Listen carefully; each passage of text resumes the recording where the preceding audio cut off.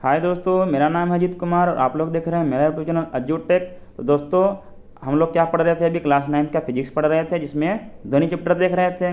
ध्वनि में हमने अनुप्रस्थ तरंग तक देख लिया था। अब क्या करेंगे, हम लोग अनुदैर्ध्य तरंग देखेंगे। ठीक है दोस्तों, अनुदैर्ध्य तरंग देखने से पहले आप लोगों से एक रिक्वेस्ट है, अगर आप लोगों को वीडियो अच्छा लग रहा हो प्लीज़ लाइक कीजिएगा, सब्सक्राइब कीजिएगा और अपने दोस्तों में ज़रूर शेयर कीजिएगा, ताकि ये वीडियो ज़्यादा से ज़्यादा लोगों के पास पहुँच सके।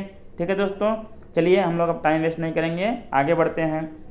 देखते हैं क्या अनुदैर्ध्य तरंग क्या होता है। जिस तरंग में क्या होते हैं, माध्यम के कण तरंग के चलने के अनुदिश कंपन करते हैं, उस तरंग को अनुदैर्ध्य तरंग कहते हैं। ठीक है दोस्तों, किसी स्प्रिंग के एक सिरे को दृढ़ से बांध कर तथा दूसरे सिरे को क्या करेंगे, हाथ से खींचने पर जो तरंग उत्पन्न होगी वो क्या होगी, अनुदैर्ध्य तरंग होगी। ठीक है, आप लोगों के पास स्प्रिंग होगा ही।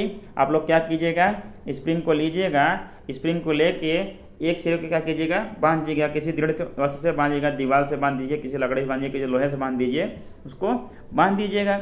बांधने के बाद क्या कीजिएगा, उस स्प्रिंग को खींच लीजिएगा, खींच के क्या कीजिए, फिर छोड़ दीजिए। जब खींच को छोड़ देंगे तो क्या होगा, जो स्प्रिंग की गति होगी क्या होगा दोस्तों, देखिए ये मान लीजिए हमने स्प्रिंग था, ठीक है, ये स्प्रिंग है हमारा, ठीक है, एक सिरे से बांध दिया है दृढ़ से और दूसरे सिरे क्या कर दिया हमने, इसको खींचा, खींच के छोड़ दिया। जब खींच के छोड़ देंगे तो स्प्रिंग कैसे गति करेगी दोस्तों, देखिए इधर गति करेगी, फिर इधर करेगी। और जो इसके कण होंगे, कण भी देखिए स्प्रिंग क्या करेगी, ऑक्सीलेट करेगी, किधर किधर करेगा, ऐसे करेगा, फिर ऐसे करेगा, ऐसे करेगा, ऐसे करेगा। इसके सभी जो कण होंगे क्या होंगे, आगे पीछे आगे पीछे आगे पीछे क्या होंगे, ऑक्सीलेट होंगे। और स्प्रिंग की गति भी किधर होगी, इधर होगी, फिर आगे होगी, पीछे होगी, आगे होगी, पीछे होगी। मतलब क्या हुआ दोस्तों, जिधर क्या हो रही हैं, जो तरंग उत्पन्न हो रहा है, जो तरंग की गति है और जो कंपन है, दोनों क्या है, सेम डायरेक्शन में है। क्या है, सेम डायरेक्शन में है। ये क्या हो जाएगा, तब अनुदैर्ध्य तरंग हो जाएगा। क्या हो जाएगा, अनुदैर्ध्य तरंग हो जाएगा।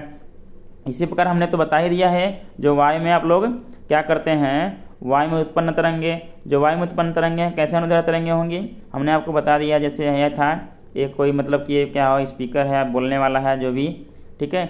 अब क्या है, इतने सारे कण थे, जब कण थे यहाँ क्या था, हमारा श्रोता था, ठीक है। एक कण क्या हुआ, यहाँ से चला, इसको धक्का दिया, धक्का देने के बाद क्या करता था, ये वापस चला जाता था। फिर एक कण क्या था, दूसरे कण को धक्का देता था, ये भी अपने पास वापस चला जाता था। फिर ये धक्का दिया, फिर वापस चला गया, फिर ये धक्का दिया, फिर ये वापस चला गया, इस कण को धक्का दिया, फिर वापस चला गया। तो फिर क्या हो गया, ये हमारे श्रोता के पास ध्वनि पहुंच गई। ठीक है दोस्तों, देखिए क्या है, यहाँ जो पार्टिकल है जो देखिए ध्वनि की गति किस दिशा में है, इस दिशा में है। और जो पार्टिकल कंपन कर रहे हैं किस दिशा में कर रहे हैं, इसी दिशा में कर रहे हैं, क्योंकि ये आया, इसको धक्का दिया, फिर क्या कर दिया, वापस चला गया। ठीक है, इसी दिशा से आया, इसी दिशा से वापस गया। बस एरो इसलिए लगा रहा था ताकि आप लोग समझ जाएं। फिर पार्टिकल क्या गया, इस पार्टिकल को धक्का दिया, ठीक है, यहाँ धक्का दिया, फिर इसी दिशा में क्या हो गया, अपने स्थान पे वापस आ गया।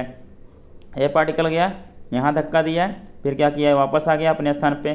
देखिए तरंग की गति जिस दिशा में है, तरंग का क्या हो, जो कण है वो क्या है, पार्टिकल हैं, वो भी क्या कर रहे हैं, उसी दिशा में कंपन कर रहे हैं। यहाँ भी क्या है, कंपन की दिशा और तरंग की गति दोनों सेम है, इसलिए क्या है, ये अनुदैर्ध्य तरंग है, लॉन्गिट्यूडनल वेव है।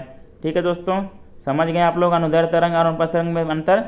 अनुदैर्ध्य तरंग में क्या होगा दोस्तों, जो तरंग की गति होगी और तरंग का जो कंपन होगा, दोनों की दिशाएं क्या होगा, सेम होगा।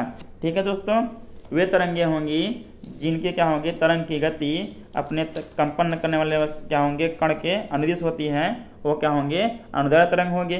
बाकी अनुप्रस्थ किसको कहेंगे, जिस तरंग में जो होंगे माध्यम के कण होंगे, तरंग की गति के लंबवत दिशा में कंपन करेंगे, उसको क्या कहेंगे, अनुप्रस्थ तरंग कहेंगे। क्या कहेंगे, अनुप्रस्थ तरंग कहेंगे। ठीक है दोस्तों, समझ गए। हमने अनुप्रस्थ तरंग और अनुदैर्ध्य तरंग का क्या किया, डिफिनेशन भी देख लिया है, ठीक है, ये सब भी देख लिया। अब क्या करेंगे दोस्तों, हम लोग अभी जब तरंग पढ़ रहे हैं तो तरंग को क्या कर लेते हैं, पूरा फिनिश कर लेते हैं। अब देखिए तरंग को क्या करते हैं, ध्वनि के आधार पर डिवाइड किया जाता है। ध्वनि के आधार पर कितने प्रकार के होते हैं तरंग, 3 प्रकार के होते हैं। कौन कौन से, अवश्रव्य तरंग, ठीक है, अवश्रव्य तरंग, श्रव्य तरंग, पराश्रव्य तरंग। ठीक है, तो आइए दोस्तों क्या करते हैं, तीनों को बारी बारी से देखते हैं। ठीक है, आइए दोस्तों देखते हैं ध्वनि तरंगों के प्रकार देखते हैं। अब किसके आधार पर, आवृत्ति के आधार पर, ठीक है। किसके आधार पर है? आवृत्ति के आधार पर है, ठीक है। आवृत्ति के आधार पर अब देखेंगे आवृत्ति के आधार पर कितने प्रकार के होते हैं दोस्तों? 3 प्रकार के होते हैं। कौन कौन से? एक होता है अपश्रव्य तरंग, दूसरा होता है श्रव्य तरंग, ठीक है, और तीसरा होता है पराश्रव्य। अपश्रव्य को इंग्लिश में क्या बोलते हैं? इंफ्रासोनिक, ठीक है। श्रव्य तरंग को क्या बोलते हैं? ऑडियोबल सोनिक, ठीक, ऑडियोबल साउंड होता है, ठीक है, ऑडियोबल वेव होता है। और इसके बाद तीसरा क्या होता है? अल्ट्रासोनिक वेव, ठीक है, अल्ट्रासोनिक वेव, ठीक है। अब देखते हैं अपश्रव्य तरंग किसको कहते हैं? दोस्तों जिन तरंग की आवृत्ति क्या होगी? 20 हर्ट्ज से कम होगी, क्या होगी? उसे हम लोग अवश्रव्य या अपश्रव्य तरंगे कहेंगे, या तो इंफ्रासोनिक वेग कहेंगे। इसे क्या करते हैं? हमारे कान सुन नहीं सकते हैं, ठीक है दोस्तों। आइए इसका डिफिनेशन लिखते हैं। तो आइए दोस्तों हम लोग देखते हैं अपश्रव्य तरंग, ठीक है, इंफ्रासोनिक वेव। दोस्तों वे ध्वनि तरंगे जिनकी आवृत्ति 20 हर्ट्ज से क्या होती हैं? कम होती हैं, क्या कहलाती हैं? अपश्रव्य तरंगे कहलाती हैं, ठीक है। इसे क्या करते हैं? हमारे कान नहीं सुन सकते हैं, ठीक है दोस्तों। जिनकी आवृत्ति 20 हर्ट्ज से कम होगा उसे हम लोग अपश्रव्य तरंगे कहेंगे, और इसे हमारे कान नहीं सुन सकते हैं, ठीक है। उसके बाद क्या है दोस्तों? श्रव्य तरंगे। श्रव्य तरंगे कौन सी होती हैं? श्रव्य तरंगे वे तरंगे होती हैं जिनकी आवृत्ति 20 हर्ट्ज से 20,000 हर्ट्ज से क्या होती है? बीच होती है, श्रव्य तरंगे कहलाती हैं। ये श्रव्य तरंगे क्या होती हैं? इनको हम लोग सुन सकते हैं, ठीक है। श्रव्य तरंगे होती हैं दोस्तों हम लोग इसको सुनते हैं, समझते हैं, बोलते हैं, ठीक है। जो कुछ भी कार्य करते हैं इन्हीं की वजह से करते हैं, ठीक है। सुनने बोलने का काम यही होता है। मतलब हमारी कान कौन से कितने से कितने बीच के सुन सकती हैं? जब 20 हर्ट्ज से 20,000 हर्ट्ज के बीच होगी ध्वनि तो हमारे कान उसको सुन सकते हैं, इसीलिए इसको क्या कहे हैं? श्रव्य तरंग कहेंगे। इनका नाम क्या दिया गया है? श्रव्य तरंग नाम दिया गया है, ठीक है दोस्तों। अब आइए देखते हैं अगला क्या है? पराश्रव्य तरंग। चलिए दोस्तों अब देखते हैं हम लोग क्या देखते हैं? पराश्रव्य तरंग अल्ट्रासोनिक वेव किसको कहते हैं? दोस्तों ऐसे तरंग जिनकी आवृत्ति 20,000 हर्ट्ज से क्या होती है? अधिक होती है, क्या कहलाती हैं? पराश्रव्य तरंग कहलाती हैं, ठीक है दोस्तों। इसकी आवृत्ति क्या होगी? 20,000 हर्ट्ज से अधिक होगी, क्या कहलाएगी? पराश्रव्य तरंग कहलाएगी, ठीक है। इसे हमारे कान नहीं सुन सकते हैं, ठीक है, इसे हमारे कान नहीं सुन सकते हैं। लेकिन देखिए दोस्तों चमगादड़, कुत्ता एवं बिल्ली क्या करते हैं? सुन सकते हैं। चमगादड़, कुत्ता, बिल्ली सुन सकते हैं। ये सब जानवर क्या करते हैं? पराश्रव्य तरंग सुन सकते हैं, जिसकी आवृत्ति क्या होगी? 20,000 हर्ट्ज से अधिक होगी।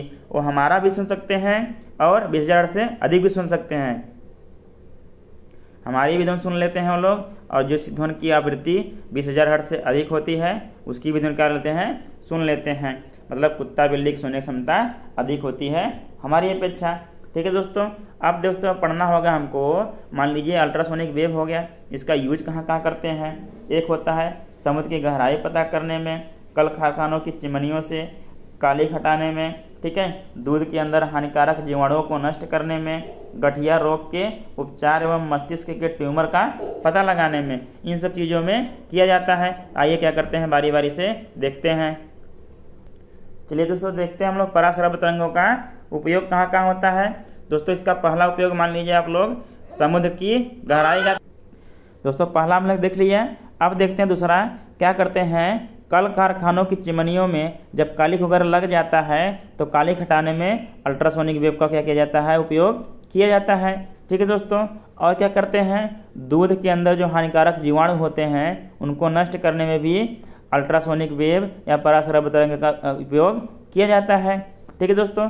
और क्या करते हैं? सबसे इम्पोर्टेंट गठिया रोग के उपचार में किया जाता है इसका उपयोग। जिसको भी गठिया रोग हो जाता है उसके उपयोग के लिए क्या, उपचार के लिए क्या किया जाता है दोस्तों? अल्ट्रासोनिक वेव का उपयोग किया जाता है। अल्ट्रासाउंड करते हैं ना आप लोग, कहते हैं अल्ट्रासाउंड मतलब अल्ट्रासाउंड भी करते हैं बच्चे का, मतलब कि बच्चे का कंडीशन क्या है क्या नहीं है, गर्भवती महिला है कि नहीं है, कितने महीने का है, कितने दिन का है, ये सब पता लगाने के लिए भी क्या किया जाता है? अल्ट्रासोनिक वेव पराश्रव्य तरंग का उपयोग किया जाता है, क्योंकि उसका नाम ही क्या है? अल्ट्रासाउंड। क्या नाम है? अल्ट्रासाउंड, ठीक है। अल्ट्रासाउंड से आप लोग जान जाइएगा कि ये भी किया जाता है, मतलब कि बच्चे की उम्र कितना है, बच्चा कितना दिन का हो गया, कितना बड़ा हो गया, कितना लंबा है, कितना छोटा है, ये सब के ज्ञात करने के लिए क्या करते हैं? पराश्रव्य तरंग का ही उपयोग करते हैं हम लोग, अल्ट्रासाउंड कराते हैं, ठीक है। और देखिए क्या उपयोग है इसका? मस्तिष्क के ट्यूमर का पता लगाने में। यदि किसी व्यक्ति को मस्तिष्क में क्या हो गया, ट्यूमर हो गया, कुछ और हो गया है, तो उसको पता लगाने में क्या करते हैं, अल्ट्रासोनिक वेव का उपयोग करते हैं। किसी को शंका ही है कि मुझे ट्यूमर हो गया है, ठीक है, लेकिन हुआ है कि नहीं हुआ, इसका एक्चुअल पता लगाने के लिए क्या करेंगे दोस्तों, अल्ट्रासोनिक वेव का उपयोग करेंगे, परासर तरंग का उपयोग करेंगे, जिससे हम लोग पता कर सकें कि ट्यूमर क्या है कि नहीं है। ठीक है दोस्तों, हमने परासर के उपयोग इतना देख लिया। अब क्या करेंगे दोस्तों, हम लोग जो इसमें अभी आया था आवृत्ति की 20 हर्ट्ज से कम होना चाहिए, 20 से 20,000 हर्ट्ज के बीच में होना चाहिए, 20,000 से अधिक होता है, ये सब क्या होगा, ये सब आवृत्ति थी। अब क्या करेंगे, पहले हम लोग देखते हैं आवृत्ति क्या होती है। अब क्या करेंगे, ध्वनि तरंगों के लक्षण पढ़ेंगे। ठीक है, आइए देखते हैं क्या क्या होते हैं। तो आइए दोस्तों हम लोग क्या पढ़ेंगे अब, ध्वनि तरंग के लक्षण। इसके लक्षण क्या क्या होते हैं दोस्तों, पहला क्या हो गया, आवृत्ति हो गया, और दूसरा क्या हो गया दोस्तों, आयाम हो गया, क्या हो गया, आयाम हो गया, और तीसरा क्या हो गया दोस्तों, वेग हो गया, क्या हो गया, वेग होते हैं। यदि ध्वनि तरंग हो रही है तो इसमें तीनों लक्षण जरूर रहेंगे। कोई ध्वनि तरंग है, कोई ध्वनि उत्पन्न होती है, इसमें आवृत्ति भी होगा, आयाम भी होगा और उसका वेग भी होगा। अगर ये तीनों नहीं है तो क्या होगी, ध्वनि उत्पन्न नहीं होगी, ध्वनि तरंग नहीं होगी। ठीक है, बिना आवृत्ति, बिना आयाम, बिना वेग के कोई ध्वनि संभव नहीं है। यदि वेग ही नहीं है तो तभी नहीं है, आयाम नहीं है फिर भी ध्वनि नहीं है, तो आवृत्ति नहीं है फिर भी ध्वनि उत्पन्न नहीं होगी। ठीक है दोस्तों, अभी हमने देखा था कि ये देखिए, अब ये था जब ध्वनि तरंगें हमारे कार्य से चल रही थी, ठीक है, वायु में, तो क्या हो रहा था, कहीं पे क्या हो रहा था, दाब अधिक हो रहा था, कहीं पे दाब कम हो रहा था। ठीक है, उसी को हम लोग क्या करेंगे, एक ग्राफ पे दर्शाने की कोशिश करेंगे। ठीक है दोस्तों, आइए देखते हैं इस ग्राफ में कैसे हम लोग को दर्शाया गया है। ठीक है, ऐसे मान लीजिए बढ़ता चला जाएगा, 1 2 3 साइकिल हमने पूरा कर लिया है। देखिए दोस्तों, जब ये पार्टिकल क्या थे, यहाँ पे थे, ऐसे थे, इतना पार्टिकल थे दूर दूर। जब इस पार्टिकल को हमने क्या किया, यहाँ ध्वनि उत्पन्न किया, ये पार्टिकल जब इससे जाकर टकराया था, क्या हुआ था, उच्च दाब उत्पन्न हुआ था। उच्च दाब उत्पन्न हुआ था तो उच्च दाब को जब यहाँ देखिए, एक पार्टिकल था, 2 पार्टिकल होंगे, समझ लीजिए, यहाँ का घनत्व भी क्या हो जाएगा, बढ़ जाएगा। क्यों, क्योंकि घनत्व इक्वल टू क्या होता है दोस्तों, द्रव्यमान बटा क्या होता है, आयतन होता है। आयतन तो सेम है, द्रव्यमान यहाँ का बढ़ गया, इसलिए मतलब घनत्व भी बढ़ गया। ठीक है, मतलब यहाँ का दाब, पहले समझिए, दाब ही समझ लीजिए, यहाँ का दाब बढ़ गया था। जो दाब बढ़ा हुआ भाग रहता है उसको हमने क्या किया है, यहाँ उभरे हुए भाग से यहाँ दर्शा दिया। ठीक है, उभरे हुए भाग से दर्शा दिया। उसके बाद क्या किया था, जो कण यहाँ से इसको बल लगाने के बाद, दाब देने के बाद, संपीड़ित होने के बाद, ये कण क्या हो गया था, आगे की ओर बढ़ गया था, और जो कण यहाँ से यहाँ तक गया था फिर ये वापस आ गया था। यहाँ पे देखिए, एक कण भी अपना स्थान छोड़ चुका है, ये भी इधर से पीछे हट चुका है। मतलब क्या है, यहाँ दाब कम हो गया था, मतलब यहाँ विरलन का अवस्था आ गया था, क्योंकि कण दूर दूर हो गए थे। जब कण पास पास होते हैं उनको कहते हैं संपीड़ित अवस्था में संपीड़न है। जब कण दूर दूर हो जाते हैं उसको क्या कहते हैं, विरलन, मतलब दूर दूर हैं। ठीक है, तो वही क्या हो गया था, यहाँ पे देखिए कि जब यहाँ पे संपीड़ित हुआ, जब यहाँ पे बल लगाया, दाब लगाया, तो क्या हो गया, संपीड़ित हुआ, तो संपीड़न हुआ। ठीक है, क्या हुआ, तब दाब ज़्यादा हुआ। जो दाब ज़्यादा हुआ उसको यहाँ पे ग्राफ में ऊपर की ओर दिखाए हैं। लेकिन जैसे ही दाब लगाने के बाद, बल देने के बाद, फिर जैसे ही वापस चलाया कण, ये क्या हो गया, आगे बढ़ गया। यहाँ क्या हो गया, यहाँ से लेके यहाँ तक गैप उत्पन्न हो गया। कितना गैप हो गया, यहाँ से लेके यहाँ तक गैप उत्पन्न हो गया। इसी को हम लोग क्या कहेंगे, विरलन कहे थे। ठीक है, इसी को विरलन बोले थे, और विरलन भी बोले थे। यहाँ क्या हो गया था, दाब कम हो गया था, मतलब घनत्व कम हो गया था, यहाँ खाली हो गया था पूरा। ठीक है, घनत्व कम हो गया था, तो जो दाब कम हुआ था इसको यहाँ दिखाए हैं, निम्न दाब को इससे दिखाए हैं। मतलब देखिए, दाब कहाँ से कहाँ तक हो गया दोस्तों, एक तो यहाँ उच्च दाब था, यहाँ निम्न दाब था, यहाँ से यहाँ तक क्या हो गया, दाब हो गया। क्या हो गया, ये अपना दाब है। ठीक है दोस्तों, हम लोग किसको प्रदर्शित किए हैं, इसको दाब को प्रदर्शित किए हैं। मतलब ये उच्च दाब, निम्न दाब, फिर उच्च दाब, निम्न दाब, उच्च दाब, निम्न दाब, फिर यहाँ पे मीडियम में हो गया। ठीक है, जहाँ से स्टार्ट हुआ था कण। ठीक है, यहाँ मान लीजिए श्रोता है, सुन लिया। ठीक है, इतना समझ में आ गया दोस्तों। अब क्या पढ़ेंगे हम लोग, अब इसी में क्या पढ़ेंगे, आवृत्ति पढ़ेंगे, आयाम पढ़ेंगे और अनुदैर्ध्य पढ़ेंगे, या तो अनुदैर्ध्य तरंग पढ़ेंगे, तरंग दैर्ध्य पढ़ेंगे। ठीक है दोस्तों, चलिए अब क्या करते हैं, आगे देखते हैं। और दोस्तों देखते हैं, अभी कुछ और भी सीखते हैं। अब क्या सीखना है हमको, जो ये उभरे हुए भाग से हमने उच्च दाब को प्रदर्शित किया था, इसको निम्न दाब से प्रदर्शित किया था। ठीक है, गड्ढे वाले भाग को, दबे हुए भाग को। अब देखिए जो उभरा हुआ भाग है उसको हम लोग क्या बोलते हैं दोस्तों, श्रृंग बोलते हैं। क्या बोलते हैं, श्रृंग बोलते हैं। और जो क्या है, ये दबा हुआ भाग है, ठीक है, दबा हुआ भाग इसको क्या बोलते हैं दोस्तों, हम लोग गर्त बोलते हैं या घाटी बोलते हैं, ठीक है, गर्त बोलते हैं। अब क्या हो गया दोस्तों, अब हमको मान लीजिए तरंग दैर्घ्य का परिभाषा हमको लिखना हो, क्या लिखेंगे, दो क्रमागत देखिए, एक श्रृंग ए हो गया पहला, दूसरा क्या हो गया, ए हो गया। दो क्रमागत श्रृंगों के बीच की दूरी को क्या कहेंगे, तरंग दैर्घ्य कहेंगे, या क्या कहेंगे, दो क्रमागत गर्तों के बीच की दूरी। देखिए एक गर्त यहाँ है बना है, एक गर्त यहाँ बना है, ये क्या हो गया, क्रमागत हो गया। क्या हो गया, क्रमागत, मतलब दो क्रमागत श्रृंगों के बीच की दूरी या दो क्रमागत गर्तों के बीच की दूरी को क्या कहेंगे हम लोग, तरंग दैर्घ्य कहेंगे, ठीक है। या तो गड्ढा गड्ढा दोनों लीजिए, ठीक है, दोनों गड्ढा ले लीजिए, या तो दोनों ऊंचा पहाड़ ले लीजिए, ठीक है, दोनों पहाड़ ले लीजिए।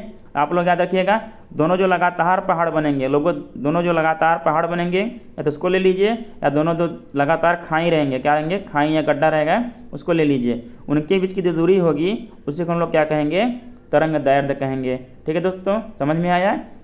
मतलब दो पहाड़ों के बीच की दूरी या दो खाइयों के बीच की दूरी लगातार, ठीक है, दो लगातार पहाड़ों के बीच की दूरी या दो लगातार खाइयों के बीच की दूरी को क्या कहेंगे हम लोग, तरंग दैर्घ्य कहेंगे। मतलब दो क्रमागत श्रृंगों के बीच की दूरी या दो क्रमागत गर्तों के बीच की दूरी को क्या कहेंगे हम लोग, तरंग दैर्घ्य कहेंगे। आइए दोस्तों देखते हैं तरंग दैर्घ्य का डिफिनेशन।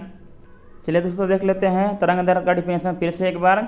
दो क्रमागत श्रृंगों के बीच की दूरी या दो क्रमागत गर्तों के बीच की दूरी को तरंग दैर्घ्य कहते हैं। इसे ग्रीक अक्षर लेम्डा से प्रदर्शित करते हैं और इसका मात्रक क्या होता है, मीटर होता है। क्या होता है, इसको मीटर में मापते हैं, ठीक है। देखिए ये दो गर्त थे, एक गर्त ये हो गया, एक गर्त ये हो गया, दो क्रमागत गर्तों के बीच की दूरी हमने ले लिया है, इसी को क्या कहेंगे, तरंग दैर्घ्य कहेंगे। या आप लोग लिख सकते हैं दो क्रमागत श्रृंगों के बीच की दूरी ले सकते हैं, आपका जो मन करे वो ले लीजिए। इनके बीच की दूरी क्या कहेंगे, तरंग दैर्घ्य कहेंगे, जिसे लेम्डा से प्रदर्शित करेंगे, ठीक है दोस्तों। तरंग दैर्घ्य देख लिए। अब आइए देखते हैं आवृत्ति किसको कहते हैं, ठीक है। आइए दोस्तों अब लोग क्या देखते हैं, आवृत्ति देखते हैं। आवृत्ति या फ्रिक्वेंसी किसको कहते हैं दोस्तों, कोई वस्तु जो होता है, कोई भी वस्तु एक सेकंड में जितनी कंपन करती है, ठीक है, कंपन करती है, उसे क्या कहते हैं, उस वस्तु की आवृत्ति कहते हैं। इसका मतलब क्या होता है, हर्ट्ज जो होता है, इसका सही मतलब क्या है, हर्ट्ज होता है, ठीक है। अभी जो हमने श्रव्य दर पढ़ा थे, श्रव्य दर में बोला 20 हर्ट्ज, फिर कहा कि अपश्रव्य में बोला 20 हर्ट्ज से 20,000 हर्ट्ज के बीच में होना चाहिए। फिर हमने पराश्रव्य पे पढ़ा, उसमें कहा 20,000 हर्ट्ज से अधिक होती है आवृत्ति, लेकिन हमको आवृत्ति उसमें पता नहीं थी, तो क्या कीजिए, आइए हम लोग करते हैं आवृत्ति क्या होती है, देखते हैं। कोई वस्तु एक सेकंड में जितनी कंपन करती है, ठीक है, उसे वस्तु क्या कहते हैं, आवृत्ति कहते हैं। इसका मतलब क्या होता है, हर्ट्ज होता है। मान लीजिए कोई वस्तु है, यहाँ से यहाँ के बीच में कंपन करती है, एक सेकंड में क्या करती है, कितनी बार जाती है, मान लीजिए 50 बार जाती है, इसकी आवृत्ति क्या हो जाएगी, तब 50 हर्ट्ज हो जाएगी, ठीक है। अब कोई वस्तु है यहाँ से यहाँ तक कंपन कर रही है, एक सेकंड में ऐसे करते करते करते करते करते करते एक सेकंड में ऐसे जा रही है, इसी से कर रही है, इसी से कर रही है, इसी से कर रही है। अगर मान लीजिए 100 बार कर रही है तो इसकी आवृत्ति क्या हो जाएगी, 100 हर्ट्ज हो जाएगी। एक वस्तु कोई है, मान लीजिए ऐसे ऐसे कर रही है, आराम से कर रही है, आराम से कर रही है, तो मतलब मान लीजिए एक सेकंड में 20 बार एक चक्कर मतलब पूरा कर रही है ऐसे ऐसे, तो क्या होगा, इसका आवृत्ति क्या हो जाएगा, 20 हर्ट्ज हो जाएगा। मतलब एक सेकंड में 1 2 इतना मतलब कितनी बार करेगा, 100 बार ऐसा करेगा। मतलब कि मान लीजिए कोई बल्ब है 50 बार जलता है और 50 बार बुझता है, तब उसकी आवृत्ति कितनी होगी, 50 हर्ट्ज होगी, ठीक है। मतलब इधर से इधर, इधर से इधर, इधर से इधर, मतलब यहाँ से देखिए, यहाँ से 50 बार यहाँ जाएगी और यहाँ से 50 बार यहाँ आएगी, तब तो एक चक्कर होगा ना। मतलब एक चक्कर मान लीजिए कि आप कोई राउंड चक्कर मार रहे हैं, ठीक है, चक्कर यहाँ से मान लीजिए, यहाँ से चक्कर मारना स्टार्ट किए आप, यहाँ से स्टार्ट किए, यहाँ से यहाँ तक आने में आपका कितना हो गया, एक चक्कर होगा, ठीक है।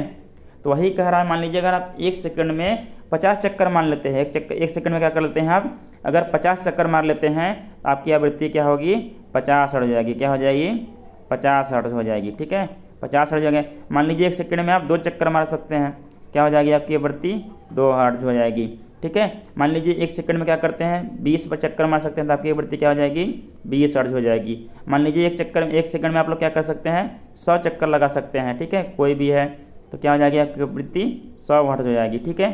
समझ में आया। मतलब कह सकते हैं कि एक सेकंड में जितने भी चक्कर लगा लेंगे या जितनी भी क्या होती आवृत्ति से मतलब 1 सेकंड में जितने भी कंपन कर लेगी कोई वस्तु वो क्या कहलाएगी, उसकी आवृत्ति कहलाएगी। ठीक है, ये हमने आपको समझाने के लिए बताया है कि 1 सेकंड मान लीजिए 20 चक्कर लगाई तो आपकी 20 हर्ट्ज आवृत्ति हो गई। ठीक है, 1 सेकंड में 50 चक्कर लगाई तो आपकी आवृत्ति कितनी होगी, 50 हो गई, 50 हर्ट्ज हो गई। एक सेकंड में क्या करें, सिर्फ 2 चक्कर लगा पाएँ आपकी आवृत्ति क्या आएगी, 2 हर्ट्ज होगी। ठीक है, इसी प्रकार जो कोई वस्तु है यदि 1 सेकंड में 50 बार कंपन करती है, ठीक है, 50 बार कंपन करती है ऐसे, उसकी आवृत्ति कितनी होगी, 50 हर्ट्ज होगी। मतलब मान लीजिए कोई वस्तु यहाँ से यहाँ फिर यहाँ से यहाँ ऐसा क्या करती है, 50 बार करती है। ठीक है, मान लीजिए आप अपने यहाँ घर से गए, घर से स्कूल गए, ठीक है, घर से स्कूल जा रहे हैं, स्कूल से घर आ रहे हैं। 1 सेकंड में मान लीजिए आप ऐसा कितना बार कर रहे हैं, 50 बार। एक बार स्कूल गए, फिर घर आए, स्कूल गए, फिर घर आए, स्कूल गए, फिर से घर आए, स्कूल गए, फिर से घर आए, स्कूल गए, फिर से घर आए। ऐसे जब बार बार करेंगे, ऐसी क्रिया जब 50 बार करेंगे तो आपकी आवृत्ति क्या हो जाएगी, 1 सेकंड में से 50 बार करेंगे तो आपकी आवृत्ति क्या हो जाएगी, 50 हर्ट्ज हो जाएगी। इसी प्रकार मान लीजिए आप स्कूल जाने में सक्षम है, लेकिन आप यहाँ से गए, अपने स्कूल गए, स्कूल से यहाँ आए, इतना 1 सेकंड में कितनी बार आ जा पा रहे हैं, मान लीजिए 20 बार, तो आपकी आवृत्ति क्या हो जाएगी, 20 हर्ट्ज हो जाएगी। ठीक है, मतलब स्कूल गए वापस घर आए, स्कूल गए फिर वापस घर आए, स्कूल गए फिर वापस घर आए, स्कूल गए फिर वापस घर आए, तो ये क्या हो जाएगी आपकी, क्या हो जाएगी, 1 सेकंड में 20 बार गए हैं और आए हैं, क्या हो जाएगा तब 20 हर्ट्ज हो जाएगी। इसी प्रकार मान लीजिए आप स्कूल अपने गए फिर वहाँ से वापस आए, ऐसा क्रिया आपने 30 बार किया, क्या किया, 30 बार किया, गए वापस आए, गए वापस आए, गए वापस आए, गए वापस आए, 30 बार किया तो आपकी आवृत्ति क्या हो जाएगी, 30 हर्ट्ज हो जाएगी। ठीक है दोस्तों, समझ में आया, सिंपल सा फंडा है। कोई भी वस्तु हो, कोई भी कुछ भी हो, क्या करेगा, 1 सेकंड में जितना कंपन करेगा वही उसका क्या कहलाएगा दोस्तों, आवृत्ति कहलाएगा। क्या कहलाएगा, आवृत्ति कहलाएगा।